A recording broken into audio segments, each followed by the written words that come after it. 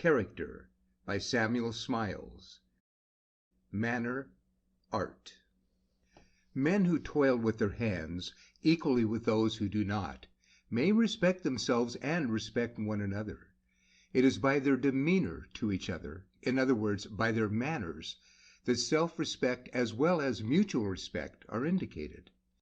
There is scarcely a moment in their lives the enjoyment of which might not be enhanced by kindliness of this sort, in the workshop, in the street, or at home.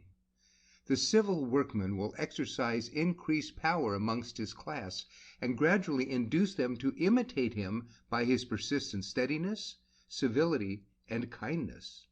Thus Benjamin Franklin, when a working man, is said to have reformed the habits of an entire workshop. One may be polite and gentle with very little money in his purse. Politeness goes far, yet costs nothing. It is the cheapest of all commodities.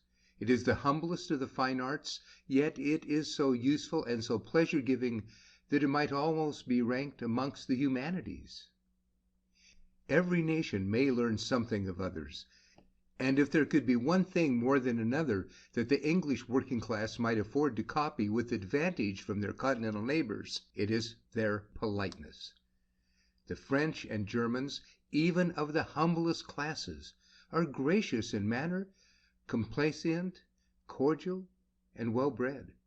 The foreign workman lifts his cap and respectfully salutes his fellow workmen in passing. There is no sacrifice of manliness in this, but grace and dignity. Even the lowest poverty of the foreign work-people is not misery, simply because it is cheerful.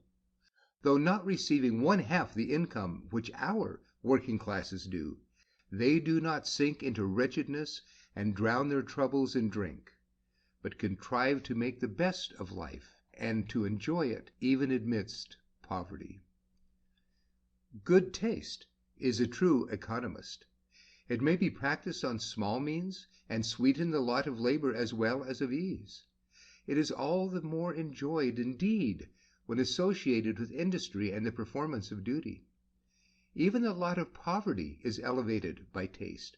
It exhibits itself in the economies of the household. It gives brightness and grace to the humblest dwelling.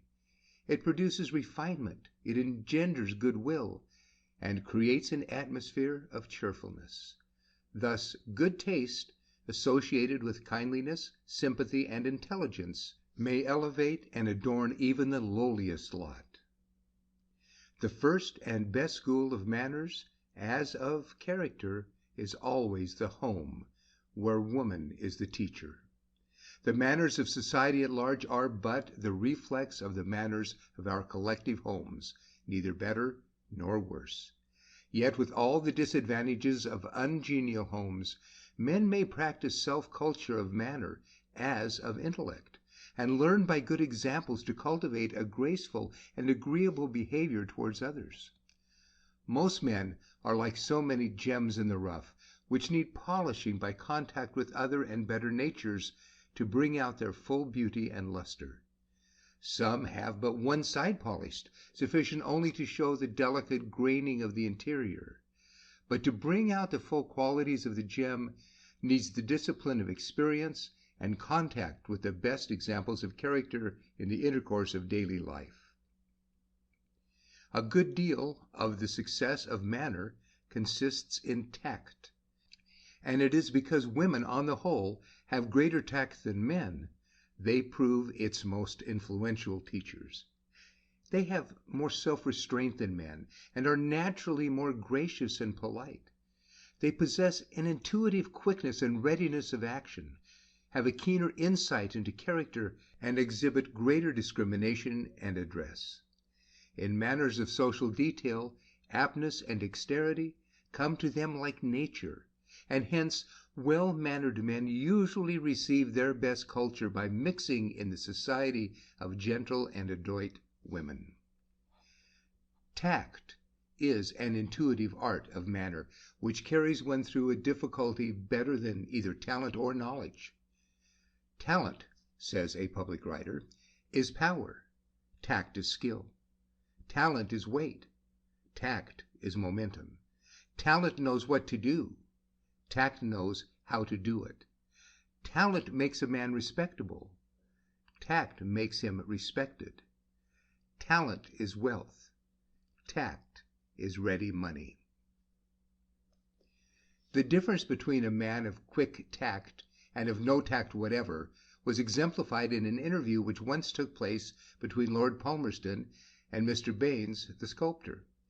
At the last sitting which Lord Palmerston gave him, Baynes opened the conversation with, "Any news, my lord, from France? How do we stand with Louis Napoleon?" The Foreign Secretary raised his eyebrows for an instant and quietly replied, "Really, Mr. Baynes, I don't know. I have not seen the newspapers." Poor Baynes, with many excellent qualities and much real talent, was one of the many men who entirely missed their way in life through want of tact. Such is the power of manner combined with tact that Wilkes, one of the ugliest of men, used to say that in winning the graces of a lady there was not more than 3 days' difference between him and the handsomest man in England. But this reference to Wilkes reminds us that too much importance must not be attached to manner, for it does not afford any genuine test of character. The well-mannered man may, like Wilkes, be merely acting a part, and that for an immoral purpose. Manner, like other fine arts, gives pleasure and is exceedingly agreeable to look upon, but it may be assumed as a disguise, as men "assume a virtue, though they have it not." It is but the exterior sign of good conduct, but may be no more than skin deep. The most highly polished person may be thoroughly depraved in heart, and his superfine manners may, after all, only consist in pleasing gestures and in fine phrases. On the other hand, it must be acknowledged that some of the richest and most generous natures have been wanting in the graces of courtesy and politeness. As a rough rind sometimes covers the sweetest fruit, so a rough exterior often conceals a kindly and hearty nature. The blunt man may seem even rude in manner, and yet, at heart, be honest, kind, and gentle. John Knox and Martin Luther were by no means distinguished for their urbanity. They had work to do which needed strong and determined rather than well-mannered men. Indeed, they were both thought to be unnecessarily harsh and violent in their manner. "And who art thou," said Mary Queen of Scots to Knox, "that presumest to school the nobles and sovereigns of this realm?" "Madam," replied Knox, "a subject born within the same." It is said that his boldness or roughness more than once made Queen Mary weep. When Regent Morton heard of this, he said, "Well, 'tis better that women should weep than bearded men." As Knox was retiring from the Queen's presence on one occasion, he overheard one of the royal attendants say to another, "He is not afraid." Turning round upon them, he said, "And why should the pleasing face of a gentleman frighten me? I have looked at the faces of angry men, and yet have not been afraid beyond measure." When the reformer, worn out by excess of labor and anxiety, was at length laid to his rest, the regent, looking down into the open grave, exclaimed, in words which made a strong impression from their aptness and truth, "There lies he who never feared the face of man." Luther also was thought by some to be a mere compound of violence and ruggedness, but, as in the case of Knox, the times in which he lived were rude and violent, and the work he had to do could scarcely have been accomplished with gentleness and suavity. To rouse Europe from its lethargy, he had to speak and to write with force and even vehemence. Yet Luther's vehemence was only in words. His apparently rude exterior covered a warm heart.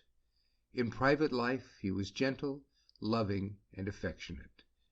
He was simple and homely, even to commonness. Fond of all common pleasures and enjoyments, he was anything but an austere man or a bigot, for he was hearty, genial, and even jolly. Luther was the common people's hero in his lifetime, and he remains so in Germany to this day. Samuel Johnson was rude and often gruff in manner, but he had been brought up in a rough school. Poverty in early life had made him acquainted with strange companions. He had wandered in the streets with savages for nights together, unable between them to raise money enough to pay for a bed.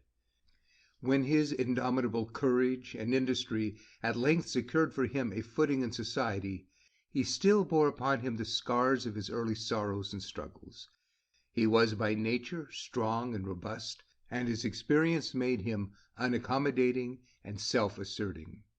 When he was once asked why he was not invited to dine out as Garrick was, he answered, "Because great lords and ladies did not like to have their mouths stopped." And Johnson was a notorious mouth-stopper, though what he said was always worth listening to. Johnson's companions spoke of him as Ursa Major, but as Goldsmith generously said of him, "No man alive has a more tender heart. He has nothing of the bear about him but his skin." The kindliness of Johnson's nature was shown on one occasion by the manner in which he assisted a supposed lady in crossing Fleet Street. He gave her his arm and led her across, not observing that she was in liquor at the time. But the spirit of the act was not the less kind on that account.